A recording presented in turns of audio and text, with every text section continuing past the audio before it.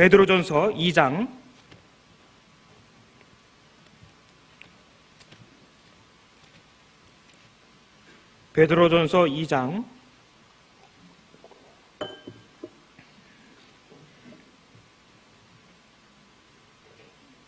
19절 제가 읽겠습니다.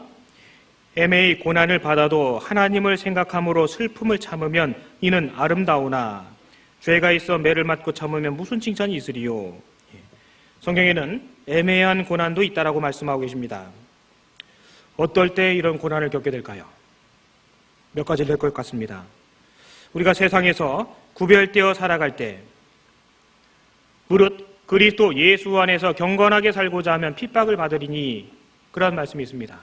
세상으로부터 구별되고 주님의 자녀답게 살아갈 때 세상은 우리를 핍박합니다. 왜요? 우리가 주님에게 속했기 때문에 그래요. 다른 이유가 없습니다.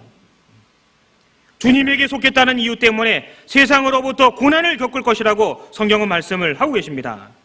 또한 우리가 악한 일에 동참치 않음으로 인하여 우리를 이상히 여겨 비방한다라는 그런 말씀도 있습니다. 또한 거짓을 거짓이라고 말할 때, 진리가 아닌 것을 진리가 아니라고 말할 때 세상이 우리를 비난한다고 성경은 그렇게 말씀하고 계십니다. 세례 요한이 헤롯이 헤로디아를 처로 삼은 일에 대하여 앙심을 품고 결국 그를 죽이지 않았습니까? 우리에게는요, 하나님이 함께 하시기 때문에, 우리의 일상 가운데 주님이 함께 하시기 때문에 분명히 이러저러한 이유 때문에 마음에 슬픔을 갖게 하는 고난과 어려움도 분명히 있을 것이라고 말씀하고 계십니다. 하나님께서도 성경을 통해 우리의 생애 가운데 형통한 날만 있는 것이 아니라 캄캄하고 쓰리고 어두운 날도 분명히 있을 것이라고 그렇게 말씀하셨습니다. 전도서 11장을 찾아보겠습니다.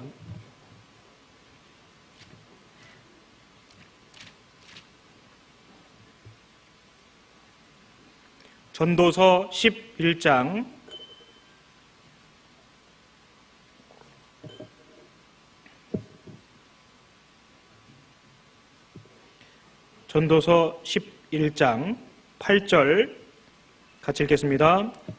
사람이 여러 해를 살면 항상 즐거워할지로다. 그러나 캄캄한 날이 많으리니 그날을 생각할지로다. 장래일은 다 헛되도다.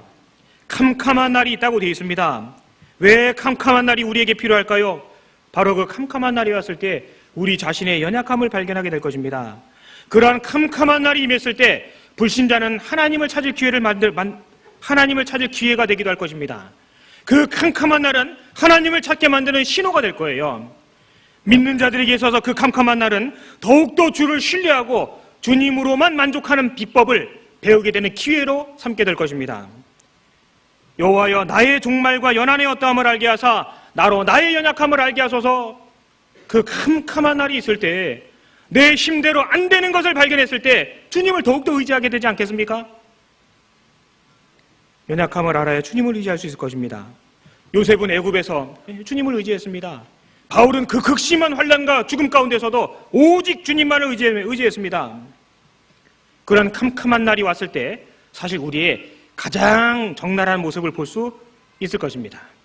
믿음의 실체가 그런 예기치 못한 캄캄한 날에서 드러나게 될 것이거든요. 뿐만 아니라 가장 어려운 때가 다가왔을 때 사실 우리 곁에 있는 형제 자매의 소중함을 발견하게 될 것입니다. 같은 태에서 난 육신의 형제도 알아주지 못하는 그 마음의 슬픔을 형제 자매는 알아주잖아요. 내가 겪고 있는 슬픔보다 더 슬퍼해주는 이가 우리 형제 자매입니다.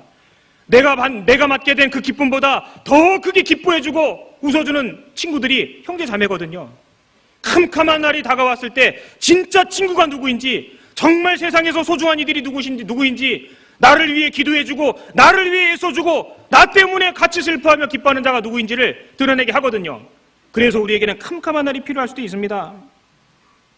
그러한 일을 겪음으로 인하여 우리의 신앙이 성장하고 그러한 캄캄한 날을 통해서 도리어 신령한 눈이 떠지게 될 것이라고 성경은 말씀하고 계신 것입니다. 낮도 주의 것이요 밤도 주의 것이라. 시편 74편에 그런 말씀이 있죠. 밤이 지나면 반드시 아침이 오게 되어 있습니다. 우리는 그것들 기억해야 될 것입니다. 하나님은 캄캄한 날이 많다라고 되어 있습니다.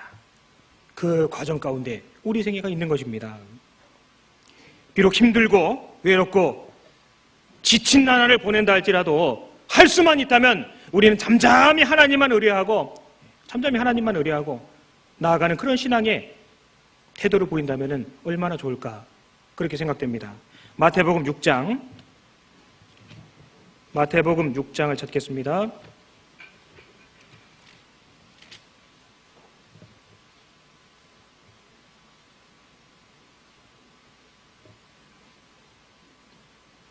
마태복음 6장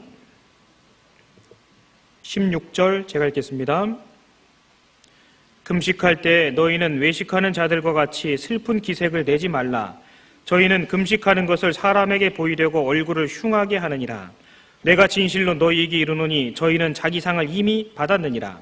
너는 금식할 때 머리에 기름을 바르고 얼굴을 씻으라. 18절 같이 읽겠습니다. 이는 금식하는 자로 사람에게 보이지 않고 오직 은밀한 중에 계신 내 아버지께 보이게 하려 함이라. 은밀한 중에 보시는 내 아버지께서 갚으시리라. 우리가 비록 외롭고 힘들고 지친 나날을 보낸다 할지라도 하나님께서만 알아주신다면 우리는 만족할 수 있을 것입니다. 사람이 사람에게 어찌 위로가 되겠습니까? 잠시뿐일 거예요. 궁극적으로는 우리의 모든 필요는 바로 하나님께로부터 나오기 때문에 은밀한 중에 보시는 하나님께서 하신다면 그렇지, 그거면 되지. 주님 아시는데 뭐, 주님이 내 형편하시고 내 상황을 허락하시는데 뭐, 거기에 우리 마음이 깃들일 수 있도록, 내가 슬프고 내가 마음이 아프기 때문에 내 주변의 모든 사람이 마음이 아플 필요는 없잖아요. 우리에게는 그런 마음이 필요할 것입니다. 그런 마음이 있을 때 주님을 더욱더 바라보게 되고 주님을 더욱더 의지하게 될 것입니다. 어떨 때는 가장 가까운 아내에게, 남편에게 얘기 못하는 일들도 있을 것입니다. 그럴 때 우리는 주님을 바라보거든요. 누군가에게 얘기해버리면 주님을 바라볼 기회가 한 번 더 줄어들 것입니다. 내가 슬프기 때문에 곁에 있는 사람들이 슬플 필요는 없다고 생각됩니다. 우린 그렇게 생각해야 됩니다. 오직 은밀한 중에 보시는 하나님께서 내 상황과 형편을 이끌어 주시기를 오직 거기에만 마음이 갈 수 있도록 우리의 믿음이 성장된다면 주님이 얼마나 기뻐하시겠습니까? 한나에게 비록 큰 슬픔이 있었지만 그 슬픔으로 인하여 한나는 하나님을 더 가까이 만날 수 있는 기회를 얻게 되었습니다. 사실 슬픔 속에서 값진 것이 나오지 않습니까? 그 진주족의 이야기를 들은 적이 있습니다. 그 양식하시는 분들이 그 모래알을 핀셋으로 그 살 속에다 박아 넣는다고 하지 않습니까? 그러면은 그 이물질이 살 속에 들어와서 얼마나 쓰리겠습니까? 그 쓰린 나날 가운데서 체액이 나와서 진주가 연걸어간다고 합니다. 슬픈 것에서 귀한 것이 나올 것입니다. 한나는 교만한 말로 자신을 해방하고 멸시할 때 그녀의 택한 방법은 하나님을 찾아 은밀하게 기도하는 것이었습니다. 그는 기도하는 것에 지나서 하나님께 애원했습니다. 남몰래 눈물을 흘리며 오직 하나님께만 그 상황을 구하고 애원했습니다. 하나님의 약속하신 방법으로 그녀는 풀고 싶었던 거예요. 기도했습니다. 많은 사람들에게 쓰리고 아픈 마음이 있습니다. 그런 날들이 있습니다. 그런데 왜 그런 날들이 지속되고 있는 것일까요? 왜 그 같은 문제에서 벗어나지 못하고 그 시간이 지속되고 있는 것일까요? 그것은 바로 기도하지 않기 때문일 것입니다. 정말 그 사람을 위해서 정말 하나님 앞에서 진실되게 오래도록 기도하지 못하기 때문에 그 상태가 지속되고 있는 것일 수도 있습니다.